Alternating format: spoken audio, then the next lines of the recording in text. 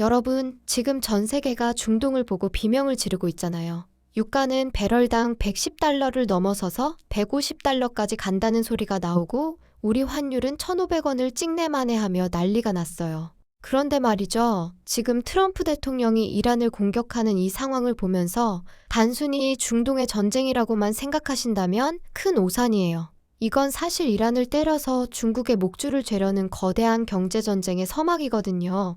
오늘 제가 이 전쟁 뒤에 숨겨진 소름 돋는 진실과 우리 지갑에 닥칠 진짜 위기가 무엇인지 아주 쉽게 다 풀어드릴게요. 끝까지 집중해주세요. 지금 뉴스에서는 이란의 핵시설이나 테러 지원을 막기 위해 미국이 나섰다고 떠들고 있죠. 하지만 이건 껍데기에 불과해요. 본론부터 바로 말씀드릴게요. 트럼프가 이란의 핵심 석유 허브인 하르그 섬을 공격하고 호르무즈 해협을 긴장 상태로 몰아넣는 진짜 목적은 이란의 최대 고객인 중국의 에너지 생명줄을 끊어버리기 위해서예요. 2026년 현재 이란이 수출하는 석유의 무려 80% 이상을 누가 사가는지 아세요? 바로 중국이에요. 트럼프는 이란이라는 소를 때려서 중국이라는 주인을 공포에 떨게 만드는 성동격서 전략을 쓰고 있는 겁니다. 중국 경제는 지금 석유 없이는 단 하루도 돌아가지 않는 구조인데 트럼프가 그 수도꼭지를 잠그기 시작한 거죠. 그런데 왜 하필 지금일까요? 그 타이밍의 비밀이 정말 기가 막혀요. 2026년 3월 현재 트럼프 행정부는 중국의 60% 추정 이상의 고율 관세를 때리고 있죠. 하지만 중국이 버틸 수 있었던 건 이란을 통해 싼값에 석유를 들여왔기 때문이에요.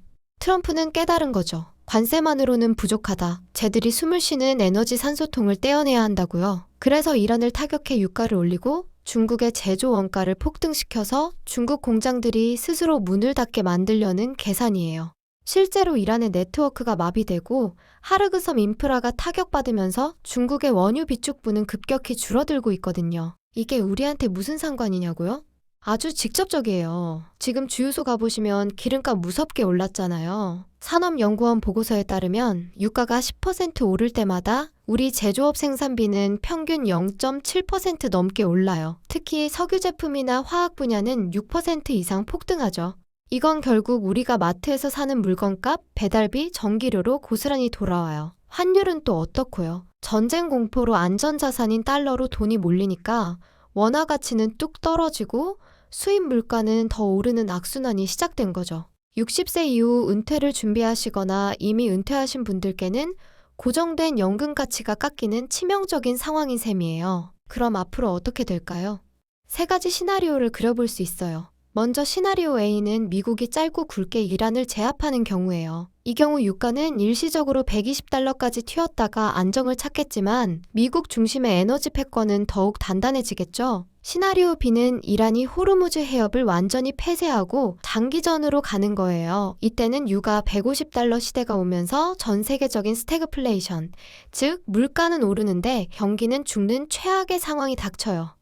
마지막 시나리오 C는 중국이 이란을 돕기 위해 직접 개입하는 건데 이건 제3차 세계대전을 의미하기 때문에 가능성은 낮지만 시장은 이 공포를 선반영하고 있어요. 돈의 흐름을 쫓아가 보면 누가 이득을 보는지 명확해져요.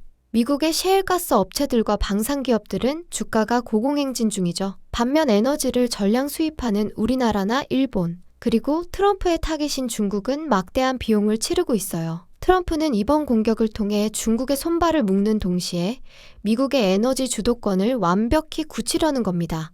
소름 돋는 사실은 이 모든 게 치밀하게 계산된 경제적 암살 작전이라는 거예요. 자, 이제 우리는 어떻게 해야 할까요?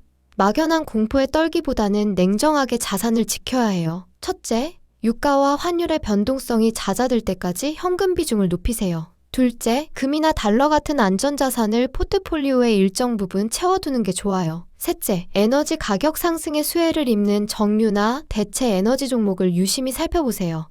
지금은 공격보다 수비가 중요한 때거든요. 결국 이 전쟁의 결말은 이란의 항복이 아니라 중국의 경제적 굴복이 될 가능성이 커요. 트럼프가 던진 돌이 중동에 떨어졌지만 그 파편은 지금 베이징의 공장들을 때리고 있다는 점을 꼭 기억하세요.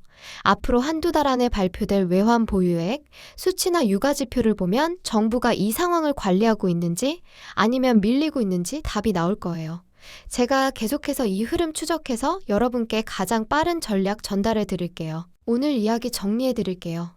지금의 이란 사태는 단순한 군사 충돌이 아니라 중국의 목줄을 죄는 미국의 에너지 안보 전략이에요. 유가 상승과 환율 폭등은 그 과정에서 생기는 불가피한 통증이고요. 이 상황이 길어질수록 준비된 사람과 그렇지 않은 사람의 차이는 하늘과 땅 차이가 될 겁니다. 우리 다 같이 정신 바짝 차리고 이 위기를 기회로 만들어 봐요. 전쟁의 화염 뒤에 숨겨진 진짜 돈의 흐름을 읽는 눈. 그게 지금 우리에게 가장 필요한 능력입니다. 앞으로도 제가 여러분의 경제 매니저가 되어 냉철한 분석과 따뜻한 조언 계속해 드릴 테니 너무 걱정하지 마세요. 오늘 내용이 유익했다면 주변 분들과 공유해서 함께 위기를 대비해 보세요.